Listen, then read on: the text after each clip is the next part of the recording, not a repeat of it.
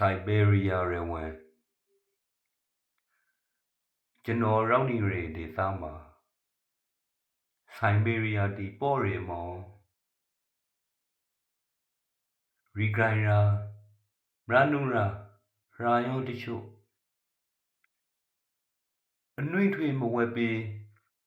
ဆောင်းခိုနေသူဒီရှိရပိုင်အပူပုံတထွီပိုင်လို့ဝင်ဝဖို့ရာလို့တတိုင်းတော့ခောက်ပနာရောက်လာခဲ့တဲ့သေယောစင်ကရူခရီပရနေလေးတတိုင်းကျွန်တော်ရောက်နေရတဲ့ဒေသမှာ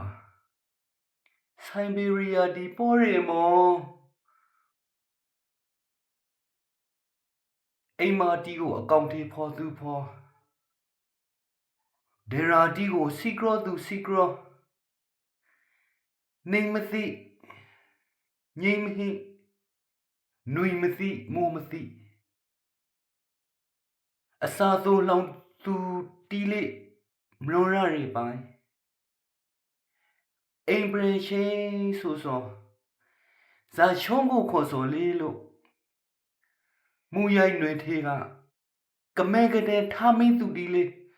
ကျွန်တော်ရောင်းနေရဒေသမှာပေါ်ပါရမောသူတို့အားလုံးကSiberia တီးပါမော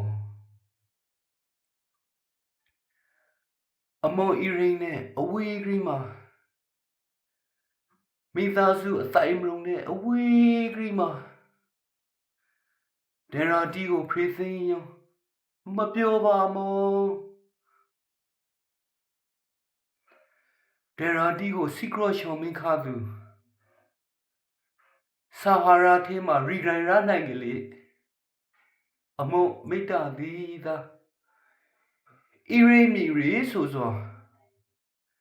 Siberia မှာရှိဖရိုက်တလင်းအတောင်ညောင်းခါ